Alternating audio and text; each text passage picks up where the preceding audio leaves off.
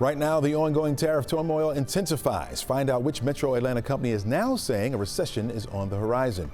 Also, there's one thing you'll need soon before you can take that long-awaited summer vacation. We'll let you know what that is. And see how some students at Georgia Tech are turning the sun into horsepower. This is The Take. Let's get it.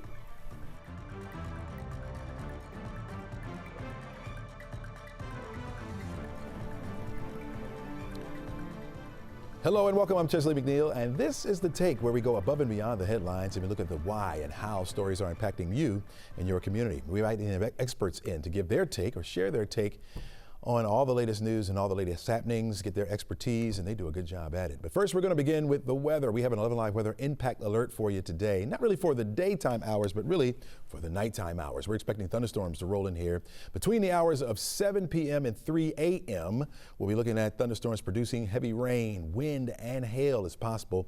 Tornado threat is there, but not as high. We want you to stay alert, folks, because again, this is one of those nighttime storms that could lead to some problems around our forecast area. Take a look at the forecast track model. It shows much of the day dry. Now, this is by noon. You're looking at partly sunny skies. We're looking good there. It won't be until after about 6 or 7 o'clock to start to see those thunderstorms begin to roll into the area. Some of those thunderstorms, again, will produce that heavy rain and those gusty winds, maybe even damaging winds.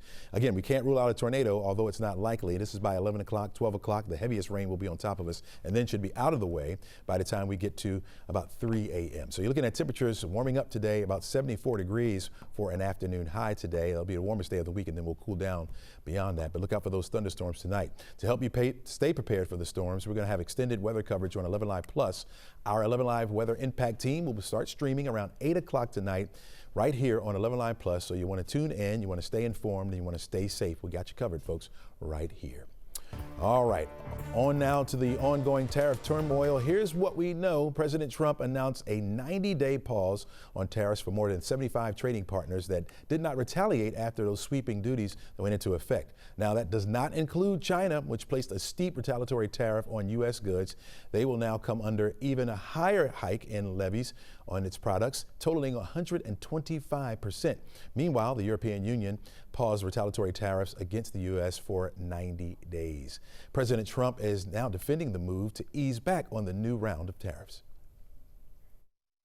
We don't want to hurt countries that don't need to be hurt, and they all want to negotiate. The only problem is, you can only do so many at one time. We want to do it right. We want to get it right. We want to take care of them, but we have to take care of our country. So, but this was something certainly we've been talking about for a period of time. All right, here's a look at the world's busiest airport, home of Delta Airlines, where there seems to be some turbulence ahead. Delta is warning investors that the trade war is creating a bumpy ride. According to its quarterly earnings report, Delta Airlines say the revenue will likely fall this quarter and is expected its growth to stall. The airline had initial reports of about a revenue of 7% for the first quarter. Instead, it grew just over 3%. And despite the busy summer travel season, Delta says it may only gain 2% in revenue or could even drop by the same amount. Joining us now is Professor Kyle Townsend of Georgia State University's Business School. Welcome to the show, Kyle. Good morning, Chesley. It's my pleasure to be here with you and your viewers. Thank you. All right. Your initial take on when you hear that news about Delta Airlines? I think we're still in a situation where uncertainty is reigning. The effects of that are across the industries broadly, but as it relates to travel, the business pullback, and then now we're looking at the busy travel season, seeing what the summer will become because of uncertainty. So how does the economy impact travelers? Will we see prices go up as a result of those predictions? That is a likely result in the long run here. Really, the interesting part is that we're almost to that point of the summer where we really will see airlines do a lot of their business. So there remains to be seen whether or not we see real negative effects. We've seen Delta cut their projected earnings, but not in a humongous way. And the result of that will, kind of leave some uncertainty for them too. Now, Delta has made some really smart moves. They are pulling offline some of their planned expansion to keep a little more cash in hand to be ready to pivot as the industry changes. And we'll see what happens with the summer travel season. I'm sure this is the first time we've heard about these price hikes, things like that. Does it really make people kind of second guess their vacations? It's actually, it starts less with the people second guessing their vacations. It starts with businesses pulling back business travelers. And Ed Bastian has stated that pretty clearly, that was the first thing they saw. And now we are seeing a softening of the individual traveler market or the leisure travel market. Wow. So with all this turmoil going on, with the economy like it is, do you still think they'll be able to find deals? Will we be able to find deals out there? There will still be some deals. Interestingly, as the time goes, we still have some other airlines also adding new routes, right? So opening up some opportunities. But also we're seeing something else happening too. We're seeing oil prices decrease, and that ultimately lowers the cost of business for Delta and their competitors. The changes that goes through as we progress through this quarter will determine basically the final outcome of the year. You mentioned the competitors. Will they follow Delta's lead on this, or will they try to maybe sneak in and try to take over some of their loyal customers? I'm expecting that they will follow the lead. We'll hear some earnings reports coming out from their competitors over the next 10 days, I believe, and then they will kind of see where everybody stands, and that'll sort of even the playing field as we head into the summer travel season. I've been finding myself asking my guest a lot this question, right? Because I guess I'm a forecaster myself. How do you see all this shaking out? What's your best guess for the future for all this turmoil? Wow, Chesley, that's a tough one. I mean, we are in such a period of uncertainty, and we see, as you have just covered, things changing day to day. There is certainly the possibility that we end up avoiding recession and actually having a really productive travel season for the airlines and certainly the hospitality industry broadly. But right now, it's just hard to put a finger on it. If I had to guess, I would expect that we are, kind of stay in the course, and if we are able to get to a situation of more certainty, the opportunity to have, larger growth and something that represents more like what Delta was expecting out of 2025 when they forecasted. That's still a possibility, though not to the extent that they had originally identified. Gotcha. Seems like airlines have been taking a lot of hits lately. Can they sustain a hit like this if it's the worst? If it's the worst of the worst, there will be serious, downstream implications of that. The good thing is, again, Delta is proactively managing their cash by making decisions about the rest of the year, right? And a good example of that is not adding additional additional space, and ultimately, preparing to be able to pivot as they need to, right? As smart business managers do. Yeah. Professor Townsend, thanks so much for joining us and giving us your insight. Really appreciate you. My pleasure. Thank you for your time. Not a problem at all. All right, folks, don't go anywhere. We're back right after this. All right, welcome back to the show. Right now, we are waiting to see how this morning's counter tariffs moves by China and the European Union are being felt by the White House. Joining us now is NBC Washington correspondent Alice Barr, who's been covering politics for years now. And Alice, news from the EU coming early this morning. Do we expect President Trump or some of the folks around him to try to take credit for their pullbacks of these retaliatory tariffs?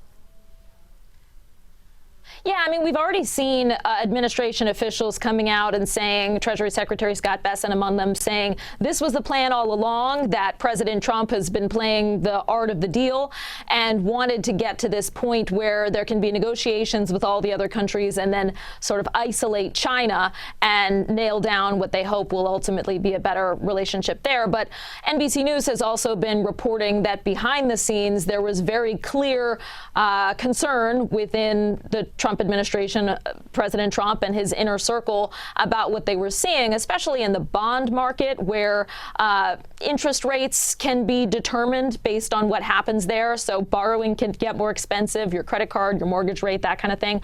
When that particular sector started to take a turn, that seemed to really trigger some concern among President Trump and his closest advisors, and maybe the largest piece of the puzzle responsible for this reversal. You're not hearing that publicly. Again, Commerce Secretary Howard Lutnick said that what was happening in the markets had nothing to do with this long-term strategy.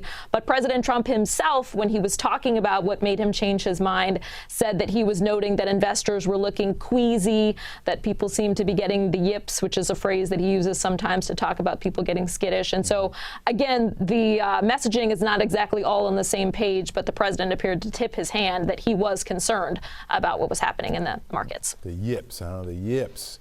Meanwhile, China seems to be digging their heels in for the long haul, right? How are the experts seeing this global game of chicken eventually ending if it does?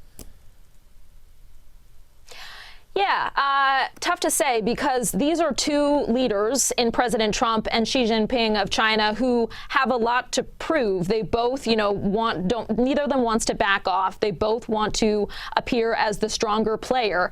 And so where all these other leaders have been saying that they're going to come and negotiate with the president, we heard that from Canada. We've seen, as you noted, the European Union backing off of some of what it had planned in retaliation.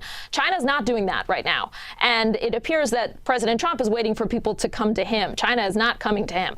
China and U.S. have a very important, huge trade relationship, and American consumers depend on getting a lot of cheap goods imported from China that are not going to be so cheap. If this continues, there is going to be the necessity for, American-based companies to absorb and then to pass on at least a decent chunk of these, more than doubled import taxes that they are now facing on goods that are coming in from China. And so that right there, whatever else is happening, that is going to have a very significant impact on the U.S. economy, on what consumers are feeling, and it's going to continue to keep global markets kind of shaky, I would think, as well. Yeah. Critics are raising some questions about the social media post that President Trump made just before pausing those tariffs. What's the latest on that, Alice? Right. So he posted not long before making this announcement that this was a great time to buy stock. And then not long after that, went ahead and said, OK, we're hitting pause. We have seen Alexandria Ocasio-Cortez, a progressive Democrat in the House. We've seen Senator Adam Schiff come forward and say this doesn't smell right, and that perhaps there could have been people within the administration that had a heads up on what was coming. And Senator Schiff has now sent a letter to the White House asking for a breakdown of who may have known what, and Representative Ocasio-Cortez said that any members of Congress who bought stock in that window should come forward and reveal it. And basically, they're looking into, whether there could have been some shady insider trading kind of thing. Though we have to note that there is no evidence at this point that President Trump was looking to manipulate markets, and something certainly that administration officials are fiercely denying. All right, right now, Alice, we're calling this a trade war, but is anyone starting to get worried that all this posturing could lead to something more forceful? Well, it is important to note that the real ties between the U.S. and China are economic ones, and if there is not that sort of business glue that keeps the two countries together, there could be breakdowns in communication over, military to military contacts, the kinds of things that we have seen break down over the course of the past couple of years. And it's that business relationship that keeps the two countries connected, and you don't want to see that pushed too far, for sure. Gotcha. Alice, as always, really appreciate your insight. Thank you for informing us. All right, there's a major deadline approaching, and if you miss it, you could miss out on taking that summer vacation. May 7th is the deadline to make sure you are Real ID compliant. Here now is Ram Chalapa, Emory professor at Emory University. And Ram, welcome to the show, first of all. Oh, thank you very much, and good morning to your viewers. Thank you. What is a Real ID? Explain that first for us. Well, so the Real ID kind of goes back all the way to 9/11 and some of the decisions that we made after that. For a while, for a long time, states pretty much made up their own rules with regards to how driving licenses and other forms of ID were made and how they were granted. However, post 9/11, I think around 2005, we passed a Real ID Act, and the Real ID Act basically has some kind of a requirement that the federal government has actually put out. And so now all states kind of need to be compliant with this Real ID Act, which essentially is now required from next month if you have to board a plane. How does it work? You just have to have a symbol on your ID. I did look up mine, and I do have a black star on my ID. But how does it work? I think in Georgia, it's either a black star or a gold star on your ID, and most of our current newer IDs do have those. And the way it works is that in addition to all the basic requirements we used to have for issuing an ID, the state government, for example, the government of Georgia, requires other forms of verification. For example, the full social security number, and if you're a non-citizen, you have to have the proof of your visa status. And for people who become newly citizens, for example, you have to have your naturalization certificates. So there are a number of other forms of ID that are required in order for you to get a Real ID. And so these are the things that would be accepted by our State Department. Now, there has been some pushback, especially from the ACLU, saying a Real ID is a threat to privacy. How do you feel about that? Well, I guess that's kind of a complicated question. I mean, I don't believe that Real ID itself is a threat to privacy, but potentially what that information can be used for and how it is acquired, etc., can become an issue. For example, we now require some form of federally mandated ID to get into an airport. And so your passport will do if you don't have a Real ID. So you have to have some form of identification. And the main difference today is that the form of identification issued by the state governments require some form of federal proof about your eligibility to actually be in this country. Gotcha. Is there a difference between the Black Star and the Gold Star? You mentioned it earlier that you either have a black one or a gold. Is there a difference in the two? I'm not aware if there is any technical difference between the two. I was going to say, but maybe mine gets me into first class or something like that, you know? I would hope so. So if you try to board a flight and you don't have it, they'll just turn you around, you just cancel that trip? How does that work? Yes, absolutely. You do need to have one of these IDs in order for you to get on a plane. And of course, your passport will always work. But if you have something from the state, it needs to be a Real ID from, I believe, May 7th onwards. Any idea, if you don't have one now, how long that would take? I mean, I know the deadline is coming up here pretty soon.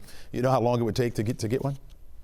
I think it's a pretty fast process right now. If you have all the documents, I would suggest go in person to one of the ID issuing offices and try to get an ID as soon as possible. And maybe if you don't have a passport, go ahead and get one of those too, right? Oh yeah, a passport. You know, we heard that the number of days it takes to process a passport has kind of come down. I have not seen evidence of that, but certainly now would be the time to have at least one form of either a federally issued ID or a Real ID from a state. Professor Chilapa, thank you so much for joining us and thanks for your insight. Really appreciate it. Very welcome. All right, plenty more stories for you. This is The Take on 11Alive Plus. We're back right after this. Well, a group of students at Georgia Tech are finding the future of commercial vehicles contain the rays of the sun. Joining us now is Emery Stratman, a driver for Georgia Tech's solar racing team. And welcome to the show, Emery. Thank you, Chesley. Good morning. It's good to see you. Now, I got to tell you, I was talking to my colleagues, and we never knew that Georgia Tech even had a solar racing team. Tell us how this team and club came about. Yeah, so we actually have a pretty long history now. The team made a couple of experimental vehicles around 20 years ago.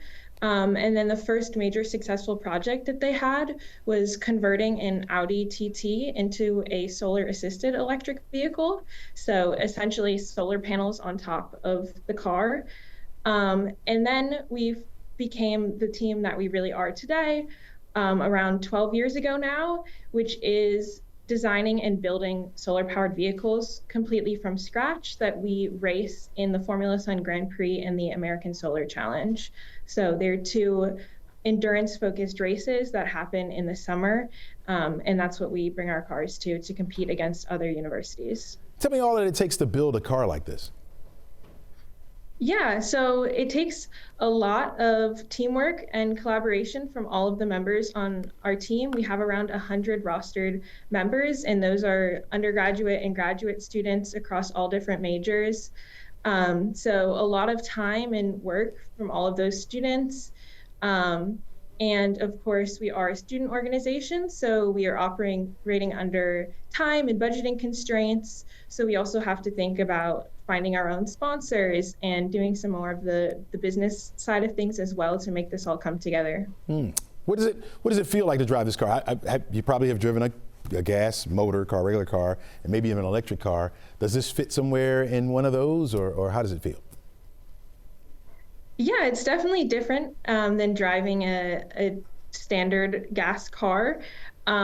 We don't have a pedal on the ground, for example. We actually control the accelerator with our hand on the steering wheel. And we also have regenerative braking on the steering wheel. You sit lower to the ground than you would in a normal car, and the visibility is different. You have to rely a lot on the rest of the team communicating with you. So it's definitely a different driving experience than a normal car, but it's really incredible to get to drive it after having seen this car really come together through the design stages and really kind of get to see the product of all of our hard work. You know, it looks a little different, and you're driving this thing around campus. I'm sure you get a lot of double takes, people looking at it. I mean, what do you say about the design? I mean, do people actually a lot of questions about it? Yeah, we definitely do get a lot of questions, a lot of stares whenever we take the car out for testing. Our current car has an underbody tunnel, so it's like a catamaran style for aerodynamic efficiency so that we can have air flow underneath of it. So we definitely get a lot of questions about that in particular. We've had people compare it to an airplane to a boat before. It's pretty kind of futuristic looking. Speaking of the future, how long do you think this will become a thing of normalcy, right? Or everybody would be doing it? Yeah, there's some companies that have been working on prototype solar vehicles for kind of mass production, but it's definitely still kind of in its early stages of development. But that's one of the really great things about our car in particular is a multi-occupant vehicle. It actually seats 4 people. So it's basically a full-sized road car like your average sedan. And we're aiming to be the first university in North America this summer to actually race with 4 people in a car at our competition. So it's very innovative and kind of new ground for us. And so it's been great to really get to kind of think about how could solar vehicle technology really look like in the future in kind of in a family car, basically. Real quickly, Emery, what kind of car do you drive now regularly? Well, I don't have my own car in university right now, but so yeah, my parents' cars at home. I was going to ask you, is it harder for you to get out of that car and get into your old car? But I guess that answer is already given to us. Thanks a lot, Emery. Really appreciate you joining us. Take care. All right, you can watch a full report on this project tonight on 11 Live Plus right here. Caitlin Ross will have that story for us. All right, don't go anywhere. We're back with my final take right after this. All right, we have an 11 Live weather impact alert for tonight, folks. 7 o'clock to about 3 o'clock in the morning. There could be a couple strong thunderstorms that will move through the area. We're talking about heavy rain, winds, hail, certainly a possibility. Low tornado threat, but it's there. We can't rule it out. So be on the lookout, folks, and make sure you are getting those alerts to make sure you and your family stay safe. We'll have some scattered showers during the afternoon on Friday, and then we clear it out for the weekend. It'll be cool to start, 63 degrees for the high on Saturday, Sunday up to 73, and then the 80s by the time we get to Monday to start the work week. All right, time for my final take. And should a woman at least offer to pay for a date? That was the topic on NBC's Today Show with Jenna and Friends. Guest host Jay Ellis said yes, of course, where Jenna Bush Hager was shocked and disagreed. When Ellis pressed Jenna about whether or not she ever offered to pay, she eventually said no. Well, he went on to tell her that she should at least fake it. He thought it was something sexy about a woman who offered to pay, and even if she had no intention to do so. Well, I agree with Jay. Not only that, but there is a lot to be said about someone who has good intentions and seemingly a good heart. So yeah, offer. If you've never done it, give it a shot. See where your relationship goes from there. What do you got to lose? About $80? You know? At least you know where you stand, right? That's all we got for you today, folks. I'm already getting some chatter about this already. Tell us what you think. We'd love to know. Make it a great day. And remember to encourage someone. Maybe pay for their date.